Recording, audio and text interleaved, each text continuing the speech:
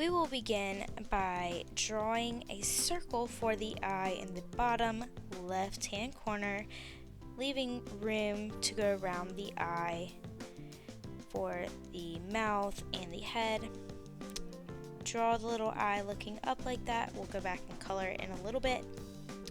Draw a little curve for the head, and you can see I'm not doing this perfectly, so if you're not, it's okay. We're in the same boat. Extend upwards towards the other corner and make the body get a little skinnier. Connect that. Start adding a leaf shape for one half of the tail, a leaf shape for the other half. Now we're ready to add some stripes. So there's a stripe there. I'm going to go back and fix that. There we go. That looks a little bit better.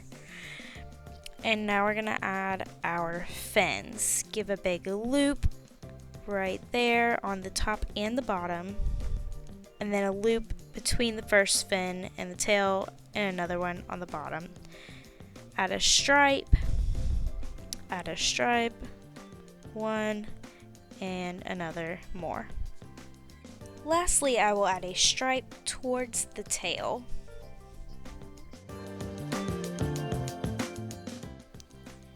We are going to be thinking about the designs we looked at in the PowerPoint when we talked about the Gond artwork, and we will trace our fish in a black crayon, pressing down really hard so that it shows up later when we go to paint over it.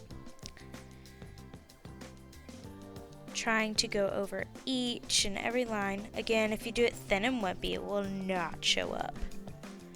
Go back and press down hard. Tracing every single line that you drew with the pencil, and I'm adding another so I can color or paint in that stripe.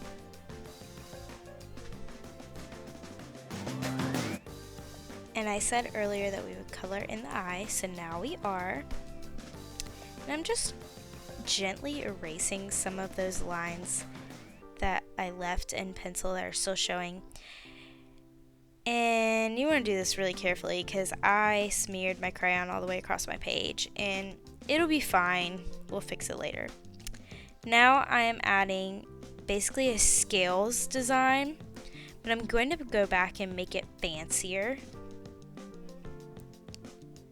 See how I add 2 more loops and then I color in that middle one with the black crayon. This can be the design that you do, or you can choose a different one that you saw in the PowerPoint.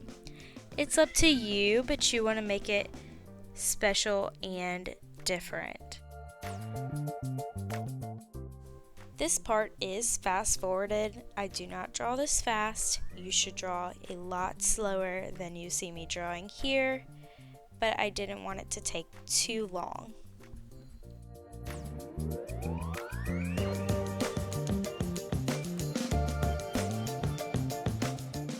Now that I am done with my designs using the black crayon, I can grab a colorful crayon and add some accents.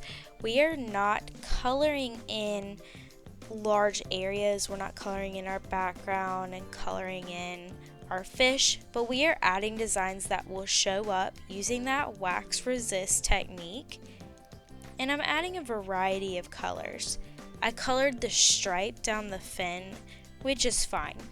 That's about as big of an area as you would want to color. Maybe add some dots. Now I will add my background design with my white crayon. You will see why I am doing this once I start painting.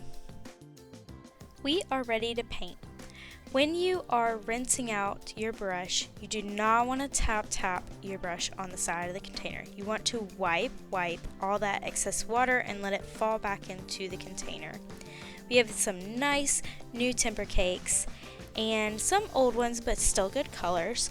Don't use black, white, or brown for this. We want only colors. We've got enough black and white with our crayon designs. We want to use colors.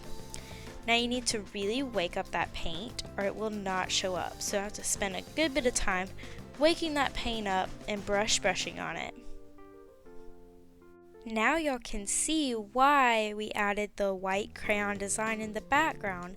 It shows up and the paint beads up and off of our paper. Now you see I'm adding a messy mat underneath my painting so that I don't get paint all over the table, and cleanup is really easy and quick. I want to fill in all of my white spaces, and I only want to use one color for the background. So carefully go around each area. Make sure that the only white spaces left are the crayon marks that you drew before you started painting. If your paint is starting to run out on your brush or get really dry and scratchy, that just means it's thirsty. You need to add more water to the temper cake, brush, and wake it up, and then it should be really ready to spread and paint around. If you can't get to the part of the painting that you're working on, you can simply turn it so that you can reach what you need to reach. Don't scrub across the paper with the brush, just gently brush.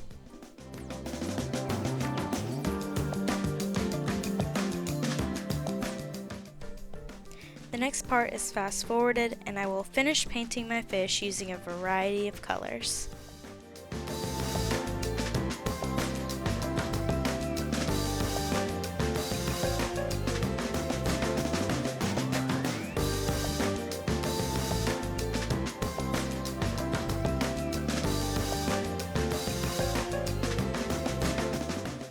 I'm all done. I can't wait to see your Gond inspired fish.